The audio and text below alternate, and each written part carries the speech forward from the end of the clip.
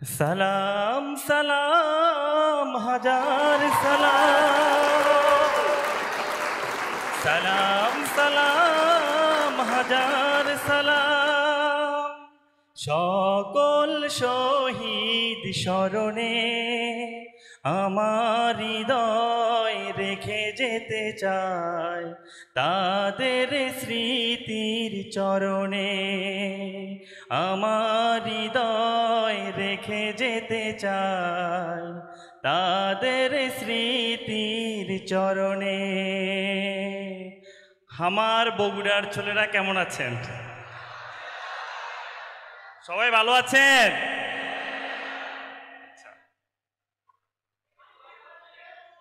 আছি আলহামদুলিল্লাহ ভালো। সুন্দর একটা পৃথিবী গড়তে হলে সুন্দর মনের সুন্দর মানুষ চাই। সুন্দর একটা পৃথিবী গড়তে হলে সুন্দর মনের সুন্দর মানুষ চাই।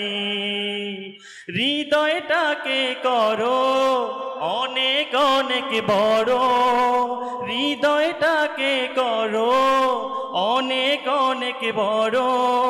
পৃথিবী গড়তে হলে ন্যায়ের পথটি ধরো। সুন্দর একটা বাংলাদেশে গড়তে হলে কি চাই? সুন্দর মনের দক্ষ ইঞ্জিনিয়ার চাই। ইনশাল্লাহ আগামী দিনের বাংলাদেশ গড়ার জন্য আমার এই ভাইয়েরাই আগামী দিনের দক্ষ ইঞ্জিনিয়ার হবে সুন্দরবনে ইনশাল্লাহ। Thank you. আমাদের বাংলাদেশের ইঞ্জিনিয়ারদের প্রাণপ্রিয় সংগঠন স্কুল অফ ইঞ্জিনিয়ার্স, আমরা তো সবাই এক নামে চিনি না? হ্যাঁ, আমি অ্যাকচুয়ালি কাজ করছি চায়না গ্লোবাল চ্যাপ্টারে। আমরা বগুড়া পলিটেকনিকের আমি প্রোগ্রাম করেছিলাম, অত অনেকে এখানে ছিল, অনলাইনে আমরা প্রোগ্রাম করেছিলাম, মনে আছে? হ্যাঁ, তা আমি আজকে কথা বলবো হায়ার স্টাডি নিয়ে, মেনলি কথা বলবো। আমি মইনুল হোসেন সৌরভ, আমি যে পিএইচডি রিসার্চ ফেলো হিসেবে আছি যে চিংদা ইউনিভার্সিটিতে। তো আমি হায়ার স্টাডিটা টোটালি আপনার আজকে আমার লেকচারটা টোটালি 4টা ওয়েতে সাজিয়েছি। সেটা হচ্ছে আমাদের প্রথম কোয়েশ্চেনটা, আমরা প্রথমে আমাদের ম্যাক্সিমাম আমাদের ইনবক্সে থাকে যে ভাইয়া আমরা হায়ার স্টাডি যে করবো আমাদের লাভটা কি, আমরা কেন করব? অনেকে করি না আমরা কোয়েশ্চেনটা রেসপন্স করতে হবে, কিন্তু আই কন্টাক্ট ঠিক রাখতে হবে। প্রথম হচ্ছে আপনাদের থিঙ্কিংয়ের বিষয়টা, যে আমরা জানি the quality of your thinking determines the quality of your life. কারণ হচ্ছে আমরা যে প্রজেক্টে আছি না কেন, যে জায়গায় আছি না কেন, সেটা স্টুডেন্ট হই, আমরা বড় বড় বিলিনিয়ার মিলে যেটাই হই না কেন, আমাদের চিন্তার জগতের উপরে কিন্তু ডিপেন্ড করে আমরা ভবিষ্যতে কি করব না করব। অথবা আজকের আপনার যে সার্কেল, আপনি যেটা করতেছেন, আমরা কিন্তু চিন্তা শক্তির উপরে কিন্তু একজন মানুষ কিন্তু ডিভার্স করে, যে আমরা যেটাই করি ডাইভার্ট হই না কেন, এটা চিন্তা শক্তির উপরে। সো আপনার যে হায়ার স্টাডির জন্য আমরা অনেকেই যেটা প্রথমে আপনার মাথার মধ্যে থিঙ্কিংটা নিতে হবে যে আমি কি করতে চাচ্ছি।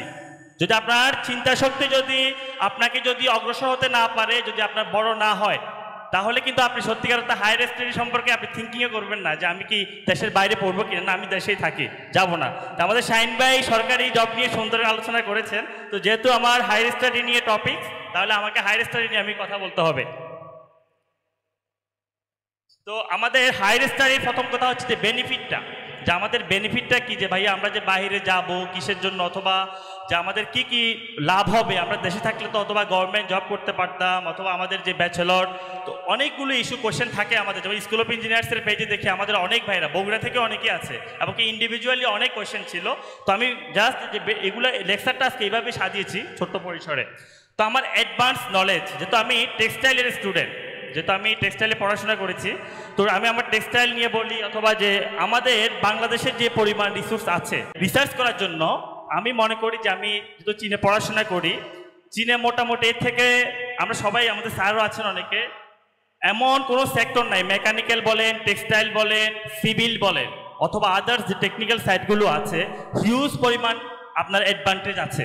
এবং কি আমাদের যে আমার অনেকগুলো ফ্রেন্ড ইউএসএ বলেন, ইউকে, জার্মানে, অনেকগুলো আপনার হায়ার স্টাডির ক্ষেত্রে ওদের অনেকগুলো অপরচুনিটি আছে ওইদিকে। এরপর হচ্ছে কেরিয়ার অ্যাডভান্সমেন্ট। তো আমরা যখন যারা দেশের বাইরে যাই, অনেকগুলো মাল্টিন্যাশনাল কোম্পানি বলেন, অনেকে টিচার হিসেবে আছে, অনেকে বিভিন্ন কোম্পানি সিইও হিসেবে আছে। তো যখন তারা কিন্তু ম্যাক্সিমাম হচ্ছে যে হায়ার স্টাডি করার পরে, যেমন আমার একটা ফ্রেন্ড আছে যে কিছুদিন আগে কানাডা চলে গেছে একটা কোম্পানির সিও হিসেবে। তো আপনার ও কিন্তু প্রথমে যে তখন দেশে ছিল তখন দেখা গেল কি একটা বগুড়াতে আছে, বগুড়া থেকে সে ঢাকা যেত, কিন্তু একটা সময় কি থিঙ্কিং করে যে ভাই আমি যাব না। তার মধ্যে কেন না, আমার তো ভালো লাগে না। তো একদিন মানে ঘটনা অনেক, তো এই পড়তে সে চিনে গেল। তো আমাদের এক স্যার ছিলেন, তিনি বললো যে তোমরা যেহেতু তুমি টেকনিক্যাল সাইডের, তো টেক্সটাইলের, তোমাদের চিনে অনেক ভালো হবে। তো এই ছেলে এতটুকু যে প্রোয়েক্টিভ হলো, সে লাস্ট পর্যন্ত সে স্বীকার করতে, মানে স্যারের কাছে বললো যে স্যার আপনি যদি আজকে আমাকে দেশের বাইরে পড়াশোনা না বলতেন, তাহলে আজকে আমার মতো ছেলে একটা মাল্টিন্যাশনাল কোম্পানিতে ভালো একটা পর্যায়ে আমরা আসতে পারতাম না। তো এরপর ইন্টেলেকচুয়াল গ্রোথ, যেটা বললাম যে আপনার যে নিজের যে বুদ্ধিভিত্তিক যে গ্রোথটা, আপনি যদি দেশের বাইরে যান অবভিয়াসলি আপনার ইন্টেলেকচুয়াল গ্রোথটা অবশ্যই হবে। দেখবেন আপনার, যেমন আমরা একটা বিদেশ গেলে নর্মালি কি বলি, বিদেশ একটা ছেলে আসলে এই ছেলেটা তো এরকম ছিল না, হ্যাঁ অনেক চালাক হয়ে গেছে, অথবা ও তো অনেক কিছু অ্যাডভান্স হয়ে গেছে। তো আপনার ইন্টেলেকচুয়াল গ্রোথটা কিন্তু আপনার মতো অবশ্যই আসবে। নেটওয়ার্কিং অপরচুনিটি, আপনার যে আপনি যখন একটা ছেলে যখন হায়ার স্টাডির জন্য যাবে, সেখানে তার বিভিন্ন কান্ট্রির অনেকগুলো দেশের ছেলের সাথে সে কিন্তু একটা বন্ডিংয়ের মধ্যে কিন্তু কোঅপারেশনের মধ্যে আসবে, অথবা অনেকগুলো কোম্পানির সাথে সে আসবে, অনেকগুলো টিচারের সাথে প্রফেসরের সাথে তার কিন্তু একটা কানেক্টিভিটি কিন্তু বাড়বে। তাহলে সেটা দেশের মধ্যে থাকলে যে জিনিসটা তার অনেক কিছু হচ্ছে, কিন্তু তার দেশের বাইরে হলে তার নেটওয়ার্কের জগৎটা কিন্তু আরও বৃদ্ধি পাচ্ছে না, পাচ্ছে কি না? আপনারা একটা ছেলে বগুড়ার মধ্যে আছেন, কথার কথা যে বগুড়া থেকে যদি আপনি ঢাকাতে যান, অথবা একটা প্রাইমারি ইউনিভার্সিটিতে আপনি অ্যাডমিশন নিলেন, তো এখানে কি আপনার সার্কেলটা কি বড় হচ্ছে কি না? বড় হচ্ছে। হ্যাঁ, তো আপনি যখন যতটুকু যে হিজরত করবেন আর কি, যতটুকু আপনি দেশের বাইরে বলেন মুভ করবেন, ততটুকু আপনার যে সার্কেলটা, নেটওয়ার্কটা, এটা কিন্তু বড় হবে। যে নেটওয়ার্কে ভবিষ্যতে আপনার জবের ক্ষেত্রে বলেন, আপনার একটা যে বিজনেসের ক্ষেত্রে বলেন, এগুলো কিন্তু আপনার কাজে আসবে, অবভিয়াসলি কাজে আসবে। এরপর যে গ্লোবাল পার্সপেক্টিভ, তা আপনার যে গ্লোবালি যে আমরা একটা কথা বলে থাকি যে একটা এখন বিশ্বটা হয়ে গেছে কিন্তু একটা ব্লিজের মতো। আপনি এখানে একটা জিনিস নক করলেন, আপনি আমেরিকাতে কি হচ্ছে জানতে পারবেন না, পারা যাবে? তো আপনি গ্লোবালি যে পার্সপেক্টিভে দেশের বাইরে যত যাবেন, তখন নতুন নতুন বিষয় সম্পর্কে, নতুন নতুন প্রোডাক্ট সম্পর্কে কিন্তু আপনি জানতে পারবেন, নতুন নতুন একটা নলেজ সম্পর্কে আপনি শেয়ারিং করতে পারবেন। এরপর আসা হচ্ছে কন্ট্রিবিউশন টু সোসাইটি। আপনার দেশের বাইরে আমাদের অনেক নলেজ কিন্তু দেশের বাইরে চলে যাচ্ছে।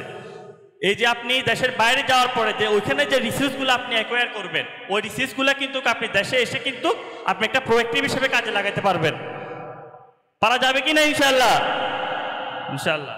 এরপর হচ্ছে আমাদের লাস্ট কয়েক বছরে বাংলাদেশ থেকে অনেক স্টুডেন্ট ওয়ার্ল্ডের বিভিন্ন দেশে গিয়েছে, যেটা আমি একটা যে চার্ট করেছি, যে এর মধ্যে যে মালয়েশিয়া, কানাডা, ইউএসএ, অস্ট্রেলিয়া, ইউতে, রাশিয়া, চায়না এবং আদার্স কান্ট্রিগুলো। তো আমাদের অনেক ভাইয়েরা যে কোশ্চেন করেন যে ভাইয়া আমরা কোথায় যাব, অথবা আমরা কোন কান্ট্রিটাকে চুজ করব, কোশ্চেন করি কি না? করি। হ্যাঁ, তো আমরা এখানে দেখেন, তো এখানে আমি একটা কথা বলি, সেটা হচ্ছে বাংলাদেশের যে মেগা প্রজেক্টগুলা কোন দেশের বেশি বলেন তো এখন? চায়না এবং জাপান। আমাদের যে ২৫০০০-এর যে মেগা প্রজেক্টটা হচ্ছে, ওইখানে ২.৫ লক্ষ লোক কিন্তু নিয়োগ দিবে আপনার খুব আর্লি, যে মানে আপনার ১-২ বছরের মধ্যে ২.৫ লক্ষ লোক নিয়োগ দিবে। এরপরে যে আপনার মিরসরাইতে যে প্রজেক্টগুলো হচ্ছে, তাহলে আমাদের এটা যদি আমরা মাথায় রাখি, তাহলে আমাদের কিছু স্কিল কিন্তু ডেভেলপ করা দরকার আছে কি না? তাহলে আমরা যারা হায়ার স্টাডির জন্য দেশের বাইরে যাব, আমরা একটু থিঙ্কিং করব যে আমি বাইরে থেকে একটা ডিগ্রি নিয়ে এসে আমার দেশে আমি কতটুকু প্রোঅ্যাক্টিভ করতে পারবো, কোন কোন সেগমেন্টে আমি কাজ লাগাতে পারবো, ট্রাই করবো তো ইনশাল্লাহ।